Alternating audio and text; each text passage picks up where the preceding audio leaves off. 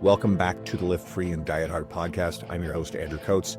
Join me along with industry leaders and friends on a quest to get more people through the gym door and eating and living healthier. Join me where evidence meets empathy while rejecting fitness industry fads and extremism. Let's begin. Dean Somerset, it's great to have you back so soon. I know we've got your upcoming book to talk about, Rock Solid Resilience, and you're one of the rare, prominent personal trainers, long tenured trainers who still trains full time in person, plus you're online, on top of having a big legacy of being a prominent educator. I just had Tom Morrison on recently, and he's got a huge audience, and he was talking about how huge an influence you were early on to him about mobility, hip stuff, a lot of public speaking. And again, we got the upcoming book. So welcome back. It's great to have you. Thanks for having me, man. It's really cool to be able to have any level of influence on other people's lives. So that's kind of what I've been doing, is trying to just move the industry forward one step at a time, make a small dent in the universe, and see if I can leave the place better than when I found it. All right, so let's give something. In our previous interviews, you've been on, you're probably one of the most frequent guests I've had historically. You were guest number one, and this is somewhere in the 330s at this point, which is absurd over 7 years. That's wild. But those previous ones are really geared towards coaches. This is stuff for the everyday audience. Anybody listening who wants to go back and dive into Dean stuff, please. But let's start here. Train long and hard enough, and injuries will happen. How do you keep someone training if they get hurt?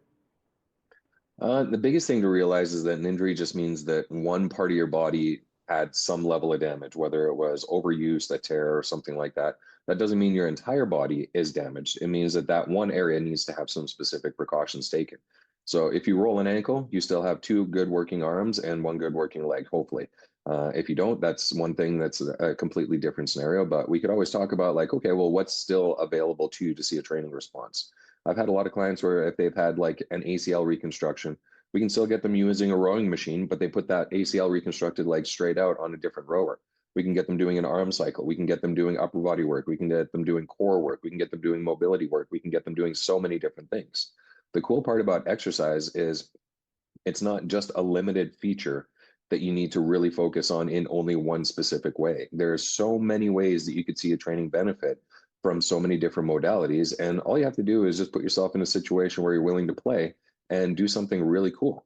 See, like I was watching the Connor McDavid documentary on Amazon a little while ago where he rebuilt his PCL and some of the stuff they had him doing, like a lot of work in hyperbaric chambers, a lot of work in the water, a lot of work on trampolines, a lot of work in Pilates. And then he eventually got back on the ice. So you can do a lot of things in your training time to see positive adaptations around injuries, but also just maintain a training effect in a really cool way, just by being creative and thinking, well, I'm not broken entirely. I just need to be cautious on this one or two things. You alluded to something, and I've got a big article on it if people want, but cross education. If you've got an injured limb, what actually happens when you train the healthy limb, the opposing limb? So it's a really cool phenomenon. If you have, let's say, an arm injury and you don't want to load that one arm, but you work the opposite arm, your body will actually lay down a little bit more neural efficiency into the affected arm than if you were to just completely leave it alone and detrain. So there's ways that you can actually do like patterning drills where you load one side that's healthy and do the same movement without loading, without extreme ranges of motion, but just thinking about doing that movement and getting those scapular muscles going, getting the elbow moving, that kind of stuff. It can play a bigger role than just leaving it by itself. Now, there's also a huge body of evidence to show that simply moving and being active, even if it's not directly related to the injury, helps improve injury recovery. So the concept of just don't do anything or relax, take time off, or all of that kind of stuff, it just doesn't play out across any measurable quantitative basis that you would want to look at. It used to be one of the major ways that they would treat heart attacks or people that had any kind of myocardial infarction. They'd say, oh, rest, your heart's weak. But now it's like the day after they get you stabilized, you're up and you're on that treadmill working, trying to get blood flow through that region again. So the concept of, yeah, we can't do something is kind of outdated because there's so much that we can do to see positive benefit. Do you think a lot of people will use an injury as an excuse to quit the gym?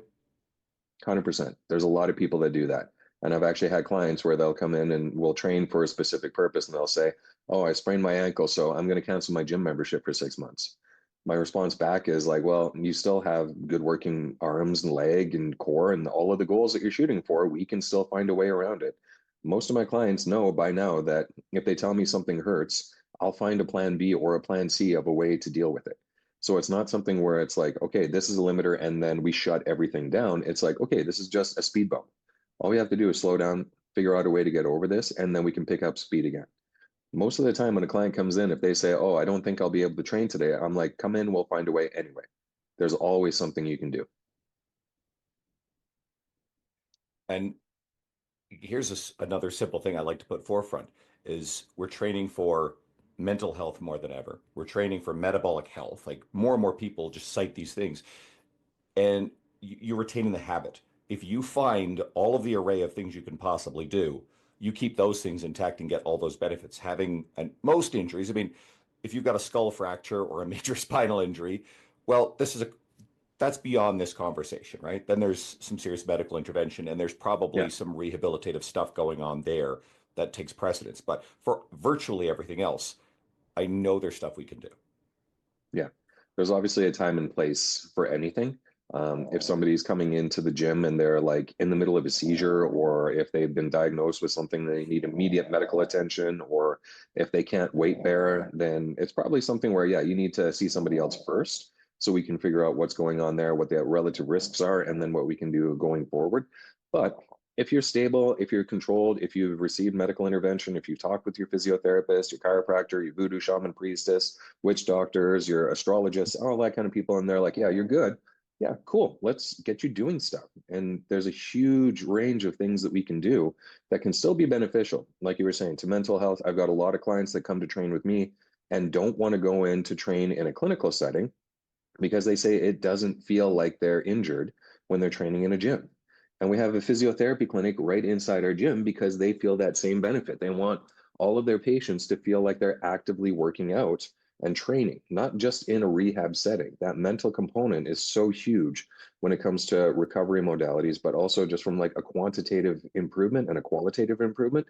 People feel better when they feel like they're actually training versus just rehabbing. And that's not to slight on rehab because it's definitely important and it's something that's necessary for a lot of people. But that mindset shift that happens when people actually go from a clinical setting into a gym setting is huge. Even if you're doing the exact same exercises in the exact same ways, being in the gym makes people feel like they're working harder and doing more. So it has a bigger impact on their qualitative outcomes.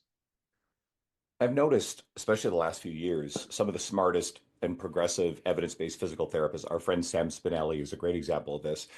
Mhm. They more and more look at the strength side for the rehabilitation. I mean, we have all this evidence that various passive modalities can alleviate pain temporarily, relax neural tension of a site so that way you can move into it. But more and more, it seems like there's actually a big overlap, and strength is a really important component of rehabilitation of injuries. Is that because you've been talking about? I mean, I did post rehab essentials with you, God, what seems like a decade ago. Has there been an evolution there? Is that something that you always kind of were plugged into? It was actually more like 15 years ago that we did post rehab. So it's been a while. You and I are like old in the tooth for this kind of stuff. But yeah, I mean, my co-author, Dan Pope at Fitness Pain Free, he's a doctor of physical therapy and he works pretty much in a gym-based setting where he'll do manual therapy or dry needling, that kind of stuff on the floor, get people up and moving around. Some of the physios that I work with directly who work with my clients and then refer back and forth, I'll ask them, okay, well, how is this person doing after they had their initial consult with them? What should I focus on?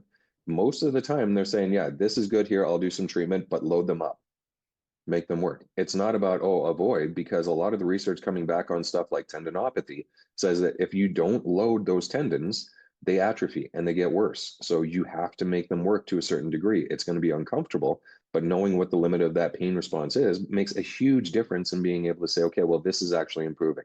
If we avoid training through discomfort, we're probably never going to train and see physical improvement. And it's going to be something where you're probably actually going to make it worse.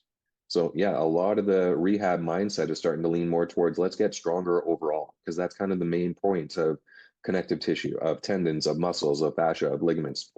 If they're strong, they can manage against stress more effectively. If we impart stress on them from an exercise standpoint, they recover more effectively. So if we want to actually do stuff where we're seeing improvements and get stronger, get more fit, get more physically active, we kind of have to understand that rehab, muscle building, hypertrophy all operate on a continuum. You can't separate out the concepts. If you're trying to make tissue stronger and bigger, it follows the same specific adaptation of imposed demands. So the amount of load and the amount of volume that you're using in the tissue at the different stages might be different, but the way you go about it is literally the same. The way a bodybuilder builds their biceps is the same way that somebody recovering from patellar tendinopathy should be looking at building up their ability to squat, to deadlift, to lunge, to load in order to see that progressive adaptation. What do you say to someone, or how have you worked with clients who are after injury, they're fearful of pain, they're fearful of re-aggravation, they're fearful of stepping back in the gym? It's an entirely valid concern. They've lived with that pain for a long period of time. So my job is to be able to talk with them about what that pain means, what good pain is, what pain to avoid would be, and how they can actually modulate it based on their previous experience. And a lot of pain release or a lot of pain research talks about it being more of a brain related issue. So if somebody has previous trauma in their life, they can become hypersensitive to different types of pain. Now, that could be childhood trauma, that could be sexual trauma, that could be physical trauma, that could be all types of things. But somebody who's hypersensitive to pain, their voltage gate threshold levels on a cellular level become lower. So it takes less of an action potential into that tissue to actually feel pain in the nociceptive tissues. That doesn't mean that we can't do something with them, but it just means they have to identify that, okay, how much pain is all right? And then how much pain do I have to worry about? So if I have somebody with like tendinopathy or whiplash or something like that, anything we do is going to cause irritation. There's never going to be a time where they're not feeling something in that tissue. We have to be able to say, okay, what does it feel like? How could you describe it? Can you tell me about, like, on a 1 to 10, how bad does this feel? Let's set up some guardrails. Let's set up some actual outlines of what realistic pain should be and shouldn't be. And then how do we deal with this after? And if this is getting worse or if this is getting better, we need to acknowledge that. But we talk about pain as a way of training based on, like, how would you add weight into the bar? How would you add volume into your workout? How would you modulate your workout based on the pain that you feel during any of your sets? So most of the time, pain is just a variable that we're working with.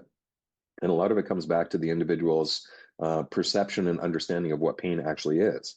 If people have any type of discomfort in their body and they catastrophize it to make it feel like, oh, the world is coming to an end, I have to stop everything immediately, they're not going to get anywhere. And that's not to say that their concerns aren't valid because they've lived in their body. They have previous experience with pain.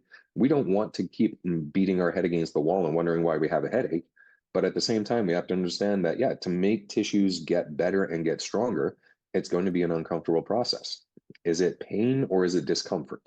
And if it's discomfort, how much discomfort is realistic to feel? And what does that feel like to you?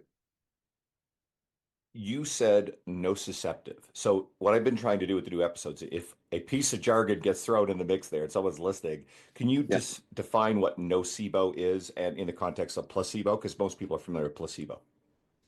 So nociceptive is essentially like the pain response. So if I have a really irritated tooth and I have like ice water or something like that, that tooth sends a signal to my brain saying, ow, cold, pain. That stimulates nociceptive fibers that make your brain say, this is bad, don't do this. If I brush my teeth with something like Sensodyne and I block some of those pain receptors or block up the holes that would lead into those pain receptors, then I reduce down that pain symptom. If I have a cranky knee and I walk on it and I twist it in a weird way, it really ratchets up some of those nociceptive fibers. Uh, Essentially, it's just a different type of sensation. So we all have things like reflexes in our body. We can sense pressure, we can sense temperature, we can sense hot, cold, all that kind of stuff. And we can sense when tissue is being stretched. We can sense when that stretch leads to discomfort or tissue damage. That tissue damage pain response is like an increased stimulation of those nociceptive fibers. So essentially, it just means the stuff that tells you something hurts. Okay. And I often hear fitness professionals, usually physical therapy people, talk about nocebo in terms of sometimes the media, the claims that trainers make, and how certain things can be, negatively impact people. Is that something that you've encountered? Do you want to explain what's going on there? Yeah, and part of it comes down to what does the individual expect. So a nocebo effect is essentially when the person in front of you thinks they're going to have a bad outcome, and that almost predicates them having a bad outcome. So we've all heard of optimists. It's like if you think that you're going to be able to do this, it's going to lead you to being more readily available to do it. If you think it's going to fail, there's going to be a higher likelihood that it will likely fail for you. So you create the reality that you want based on what your mindset is going into things. If you really believe that this is going to be something that's beneficial, it's probably going to be beneficial. Now, is that a placebo effect, or is that because something's actually clicked and you're actually doing something different than what you were doing before? 50-50. And we'd have to do like a big amount of research to be able to determine if that specific intervention works with everybody or if it just worked with you. Now, that being said, if it worked for you, doesn't matter. Probably not. It worked for you. Now, there's always going to be like some talk about, okay, well, if it's just one person's response, it doesn't matter because it's not based in research. Yeah, but it matters to that one person. And if that one person's able to say, this works for me, great, let's keep doing that. I've never been a fan of people saying, well, the research says this, so therefore that can't be right. It's like, no, that worked for that one person. There's always going to be outliers in anything. There's going to be people that respond certain ways to certain stimulus, but it's always worth a shot. I've got clients that come into me and say, I'm doing this new type of treatment here. What do you think? And my honest opinion is usually, I don't know. Tell me what you think about it. Tell me what your response was to it. Tell me if it works for you. Some of my clients have amazing responses with massage. One of my clients is a professional golfer, and anytime he has a massage, he feels like he can't put his body back together for like 6 to 10, 12 days, which for a golfer is kind of a big deal because they're precision athletes. And if they can't make that connection, that's a negative response for them. So for 90% of the population, massage is great. For that one individual, it doesn't work. That being said, if it works for you, go for it. I love it. If it works, that's the main outcome that I'm looking at. A good example of this sort of principle is foam rolling. So the body of Mhm. research on foam rolling does not seem to point to lasting adaptations. I know, I've been taking continuing education with you for a very long time. At least in the early stages, you've been vocally a proponent of foam rolling. I know Mike Robertson uses a lot of foam rolling in his stuff. And what I've noticed personally with clients is sometimes you just get them down on a foam roller for a few minutes, they warm up, they feel a little bit better, and they're just ready to go. So Mhm. it's a perfect illustration of, hey, if it works for that person, great. There's minimal time cost. I mean, if you're spending half an hour foam rolling before a workout, that's a waste of your time. But if you Yeah. do 2 to 5 minutes, maybe even between your warm up sets, and like a foam roll in a gym, there's no cost. It's not like buying a big container of BCAAs and drinking them for someone who's on a really restricted budget and being told they're good when in fact the research just doesn't show any benefit. Yeah. Yeah, and foam rolling is one of those low cost, high potential benefit type things. I mean, you go into any gym, they'll have a foam roller. Does it cost you anything to use it? No. Would it cost you more money to go to somebody to do dry needling on those areas and have a bigger impact? 100%. And probably like to the tune of 80, 90, or $100 or more. That's not going to be realistic on a day-to-day basis. And this is also something where the downside to foam rolling is probably minimal. Now, there's always going to be those people that are hard responders one way or another. And if somebody is really sensitive on a tissue and there's a big pain response, yeah, there might be some bad things that happen out of that, but it's something you kind of dip a toe and gradually move into. But in terms of like cost to reward ratio, the reward seems to really outweigh the cost and the benefit to the individual versus the drawback. There doesn't seem to be many drawbacks to it. So it's an easy intervention to do with a big benefit and low downside. Might as well use it. There's a camp within our industry that gets really nasty anytime fitness professionals use the language about preventing injuries. But like, what are some of the things that in your experience, evidence-based or not, that you found are practical strategies to reduce the risk of injury? Yeah, and I mean, it's not something where we're like, okay, light bulb moment here, or like light switch, like all on or all off. We're not going to be like, you're going to get injured all the time, or you're never going to get injured at all. We're trying to reduce the frequency and severity of injuries. And we know that when people train their body physically, they're going to be exposed to stress, which is going to increase the likelihood that they will become injured in one way or another. If they train at maximum intensity all the time, that risk goes up. If they train at a moderate intensity most of the time with the occasional blips up in intensity, their risk is a little bit lower. Their body adapts to the stress they're putting it under.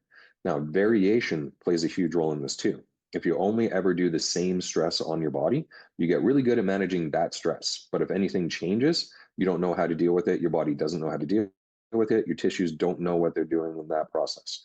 So, being able to do a lot of different things makes the body actually more resilient than if it's just doing one or two different things.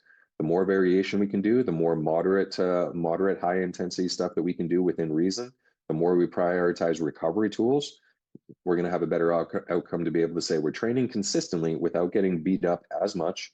And if we do happen to develop an injury, we're more than likely going to come back from it sooner and easier than if we didn't have those tools or that previous training history. I like thinking in terms of a concept called allostatic load. I don't know if I ever talked about it on air before. It's the entirety, Mm-hmm. the cumulative stress that we experience, life, mental, relationship, work, physiological Mm-hmm. in the gym. And we just want to make sure that, I mean, it's kind of like calories in, calories out in a way. You could think about stress in, stress out. I believe we could absolutely build our tolerance to stress. We just don't want very large acute spikes in it. But if you all of a Mm-hmm. sudden are not sleeping as well, your nutrition is poor, your hydration's poor, guess what? Your ability to tolerate stress is going to be diminished. And if you maintain the same level of life stress and gym stress, all of a sudden that equation's imbalanced and you're at greater risk. Any more thoughts on that? 100%. And there's four major types of allostatic load that you could encounter. There's cumulative allostatic load, which is like everything in the body, whether it's intensity, whether it's volume, whether it's life stress, whether it's everything over a lifetime. So if you have somebody who is consistently stressed from birth to death, that's a cumulative allostatic load. There's chronic, which is the amount of stress you put under a time frame. So it might be somebody who works in a high stress job in finance. It's getting close to like year end for accounting firms or RSP if they're working in a higher finance. They're under a chronic load for weeks or months at a time. There's repetitive load. The average garbage person who lifts up a bucket, puts it in the bin, lifts up the bucket, puts it in the bin.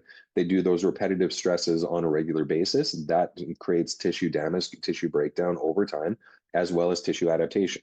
There's also acute allostatic load. Let's say that this weekend you decide you want to go out and do a hike in the mountains when you're not really a hiker. That's an acute stress that your body's not used to. That one day, that one time, it does something to your body in a way that you're not used to.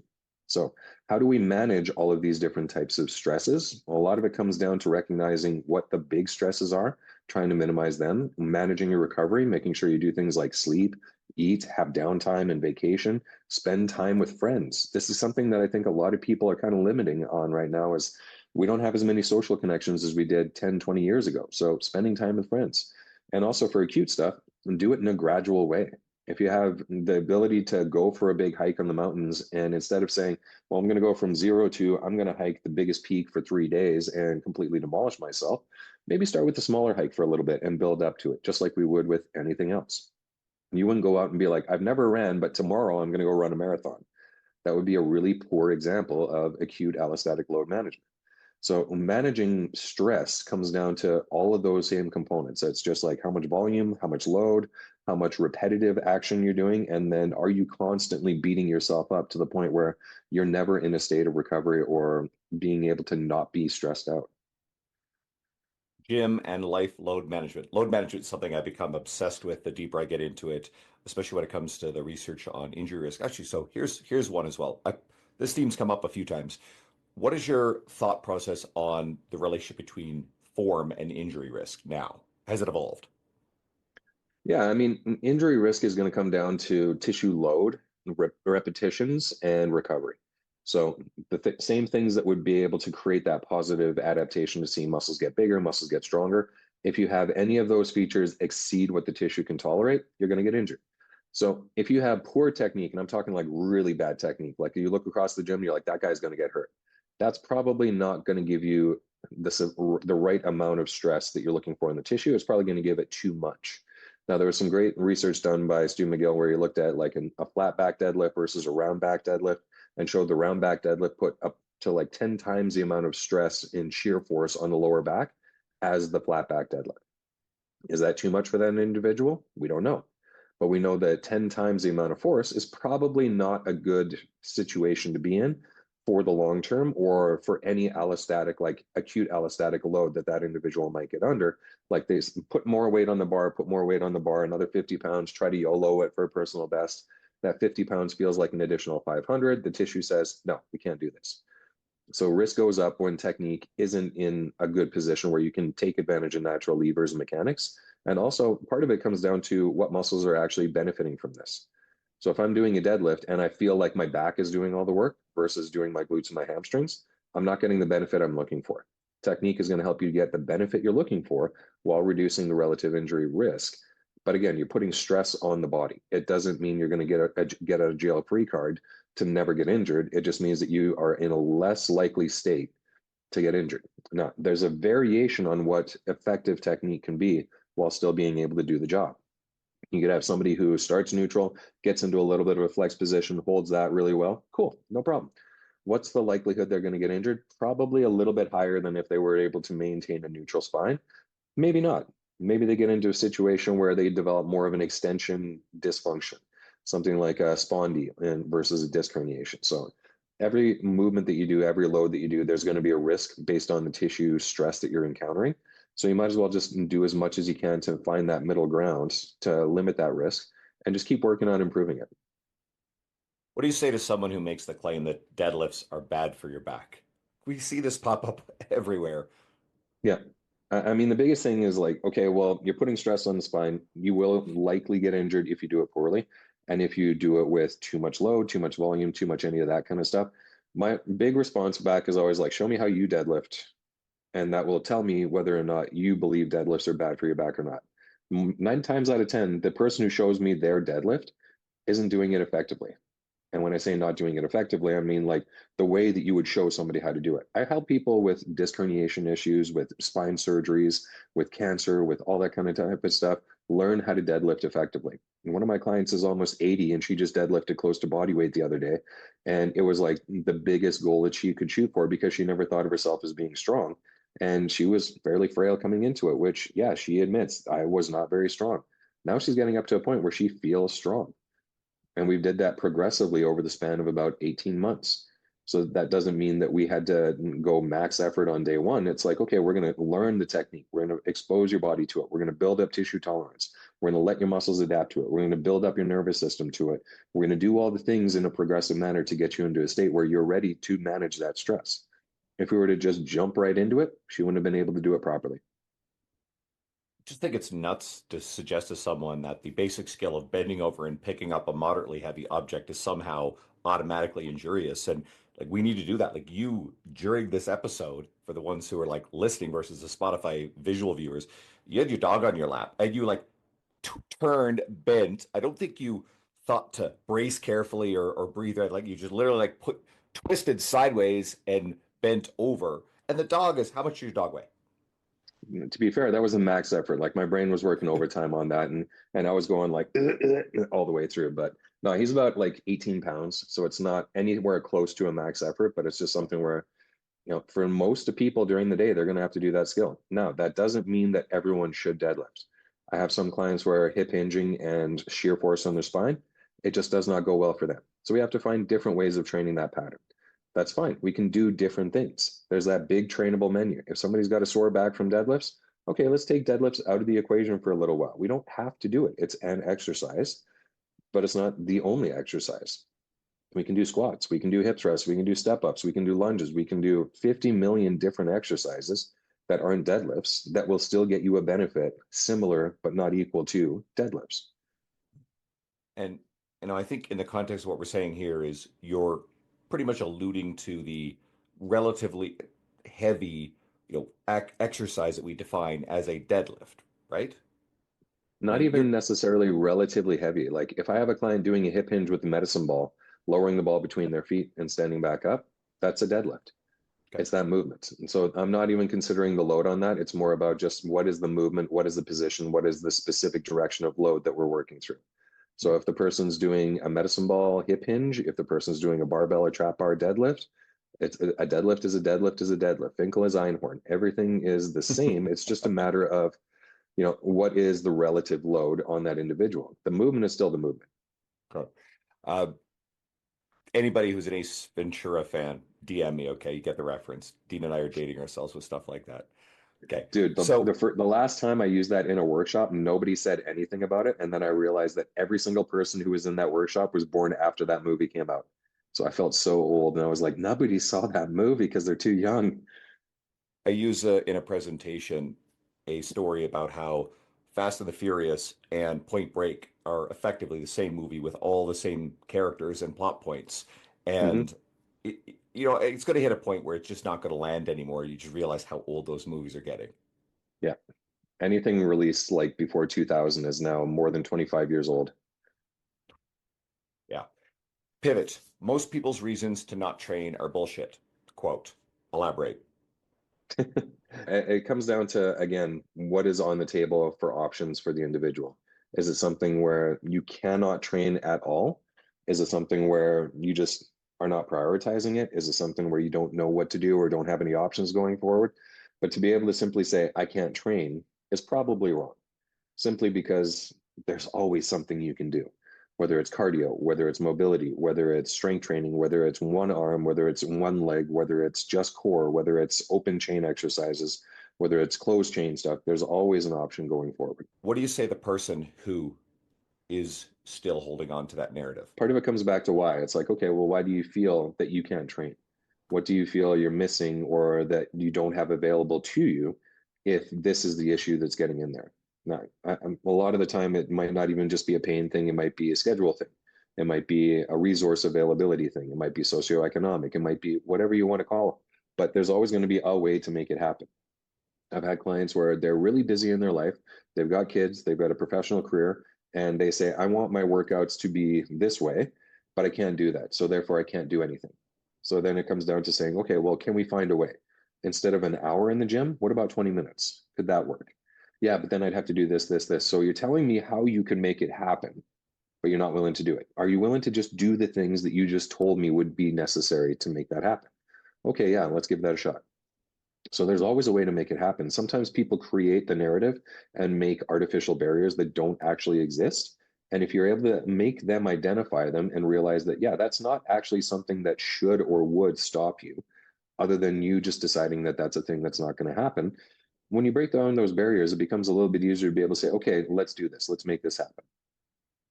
Do you think that people learned a skill when they're younger that's more brute force, more time intensive, and then they think of fitness as having to be this is the only way? They no longer have enough time to do it with that skill, and now that skill is holding them back? Maybe. And it might also be if they played a competitive sport where they're like, this is the stuff that's involved in doing that sport. This Hmm. is the way to do it. And if I can't do that now, then it's not worth it. It might also be something where they prioritize fitness differently now. So the other stuff that they prioritize higher always pushes fitness to the backside. That doesn't necessarily mean that those prioritizations are right or wrong or indifferent. It just means that's just what happens. They view certain things with a higher priority, and that's what takes over. Cool. I get it. It's not always easy to get into the gym. It's not always easy to make a workout happen, but we're all adults. We're all able to make decisions for ourselves. We're all able to say, this is what I need to have happen. And if it's mattering enough to you to be a priority in some way, it should be enough of a priority to get done. So rock solid resilience. That's your new book coming up. We talked Mhm. recently about it. I know it's a very meaningful personal accomplishment, to get to publish your first book. So share more of the details. What does this book promise? How's it going to help? I mean, we know the fitness professionals will line up to get it, but how will this help the person who is the general trainee in the gym?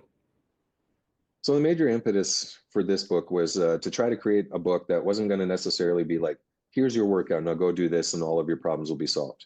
We wanted to be kind of a resource for people to say, okay, well, if you have a sore knee, now what? If you have a sore back, now what? If you do you need to go get medical intervention on this, or could you find some workarounds or some train arounds?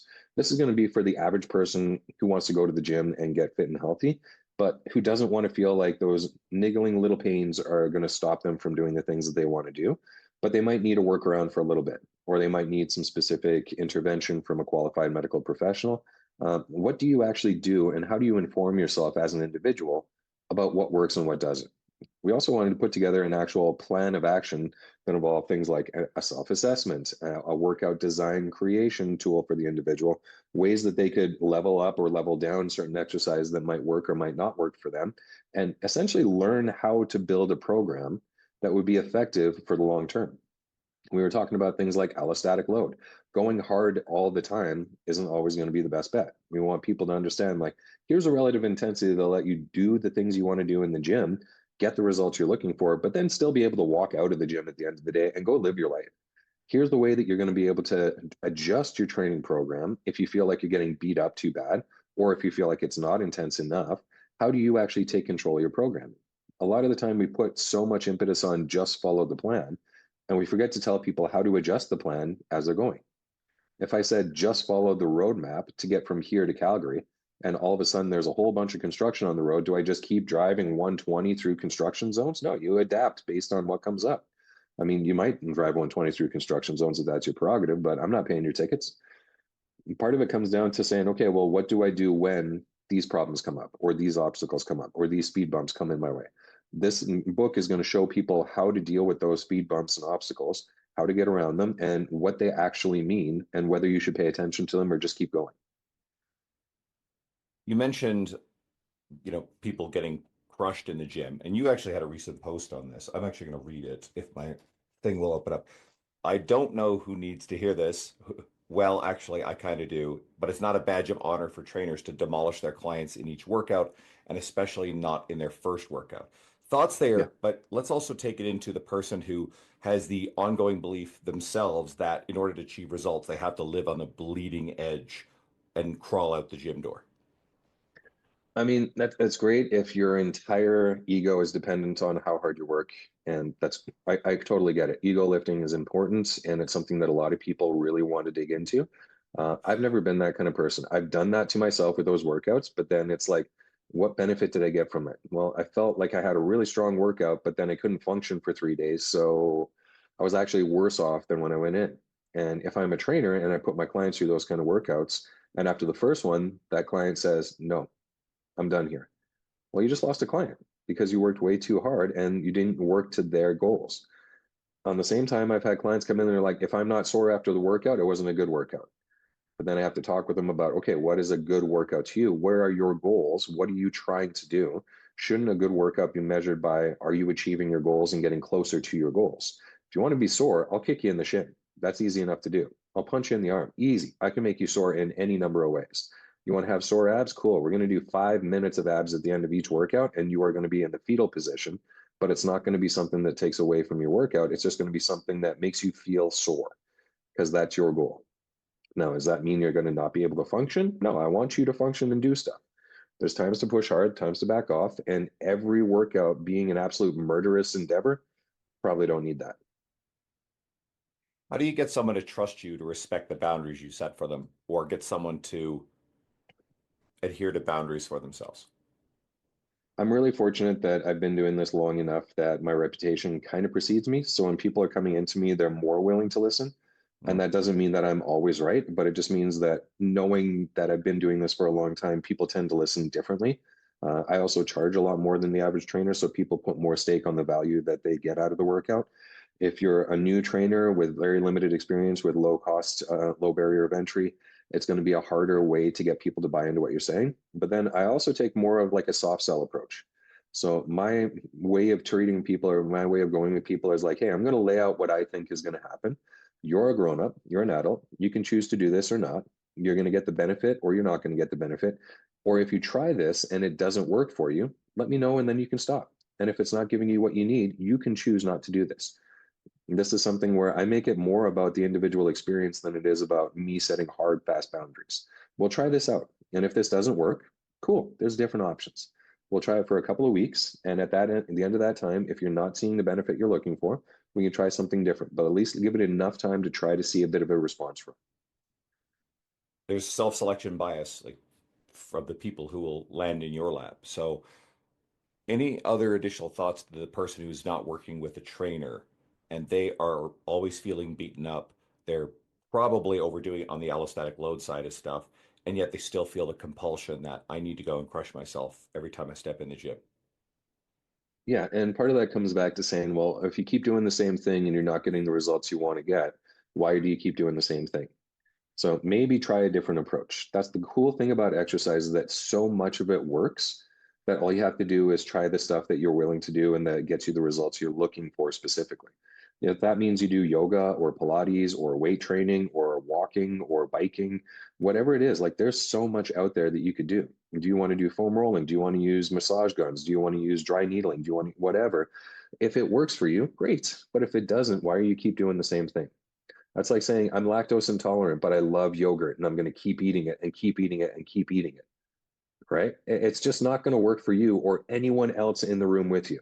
So if you're going to keep doing that, you got to really be asking yourself, is this worth the pain? Is this worth the problem that I'm putting myself through? Or is there a better way of doing this? I've noticed as I've gotten older, I'll be 47 in a month and a half, and I'm someone who would strength train 7 days a week traditionally. I've backed it down to 5 or 6. I'm a little bit better at telling myself, hey, you need to rest today. So that's one thing. Two, I like spending more time in the gym. I don't rush. I have the time. Not everybody does. And what I've done is the last few years, I've increased the amount of cardio I'll do. I'll just do low intensity, steady state cardio. I'll read a book literally on a recumbent bike. And I find that helps me have the experience of being in the environment, but I've actually taken down the load and intensity across the entire week of my workouts. And I found that that balance has worked for me because I've noticed, especially the last few years, that if I try to do the things at the same pace and intensity, I feel more beaten up. Mhm. Yeah, everyone's different. For me, I find my sweet spot is 4 days a week. That gives me enough time to recover between each workout and still feel like I'm putting out intensity, but that doesn't affect my sleep. That doesn't affect my day to day, my energy, or anything like that. And I don't feel like a walking train wreck. 4 is good for me, but any more than that, I feel terrible. I would die on your schedule. And that's not to say that I'm less fit. It's just that that doesn't work for me. I have clients where 6, 7 days a week is normal for them. And some of my athletes and pro athletes that I work with, 2 days every day is normal. That doesn't mean that that's for everyone. That just means that's what works for them. So everyone has to figure out what their goals are, what works for them, how do they feel with the training program, but also how do they prioritize the gym based on everything else. If you're a competitive athlete, the gym is important. If you're a Gladys from accounting, the gym is meant to augment and add to your life that you live outside of the gym every other day. So we don't want to make the gym replace everything. We want to make the gym add to everything. I've got a deep squat, but your hip mobility destroys mine. So there's a lot of movement qualities that you crush me on. All Yeah, right. but I can't lift the same weight that you do. So Everybody can follow you at D Somerset one. The old we've talked about this in the past. You had an account with Dean Somerset and you lost the access to it and never got it back, right? yeah, so that's all right. It's in the past. Hakuna Matata. Are there any other resources? You obviously have your book coming out on February 28th. So at the time of the release, that'll probably be within a couple of weeks. Any other resources that you have you want people to check out? You can check out my website, deansomerset.com. I have a YouTube channel with about 700 free videos that you can look at, from coaching demonstrations to deep dives. Hmm. I have a newsletter. Go onto my website. You can sign up for that. So instead of doing long form blogs, I'm doing short form email stuff now. Outside of that, I've got a whole bunch of different continuing education courses and free resources that you can find on my website as well. So check those out. You and Tony thinking about reviving the hip and shoulder blueprint? Any travel coming up? We've been talking about it and talking about it and talking about it, but we haven't quite sat down to pull the trigger on it just yet. He's a busy guy. He just opened up his own studio this last year, so he's running that. Plus, he's also doing his own individual things. Plus, he's got a young kid and a wife and all the other things going on. So I'm not leaning on him too hard, but at the same time, it's like, okay, it's been since like the week before the pandemic since we last taught a workshop. So we should probably get back out there and do stuff. Tony Gentilcore, he's a gem. I'll make a point of bringing him back on in the not terribly distant future either. He's always a great guest. Everybody go follow Dean, please. I always say this and I will reiterate it. When I first started as a trainer, I remember this is, yeah, over 14 years ago. I started reading T Nation and I start seeing these sales reports in the company of who's selling the most training, who's doing the most sessions. And this Dean Somerset guy was writing for T Nation and, tops in the company. And so you very quickly became an important role model of mine, mentor. I dove into, you taught a lot of continuing education within the old company. I've traveled to see you speak. I've had you speak at our events the last few years. You've had a tremendous influence on my career. So when I say that, for everybody listening, go follow what Dean's doing, plug into his resources. They're incredible. You've had an outsized influence on my career. And for everybody listening to the podcast, again, I want to hear your feedback. Shoot me a message, especially if you're an Ace Ventura fan. Uh, and if you like pro wrestling, go follow Dean because he likes pro wrestling too. So I grew up on that shit.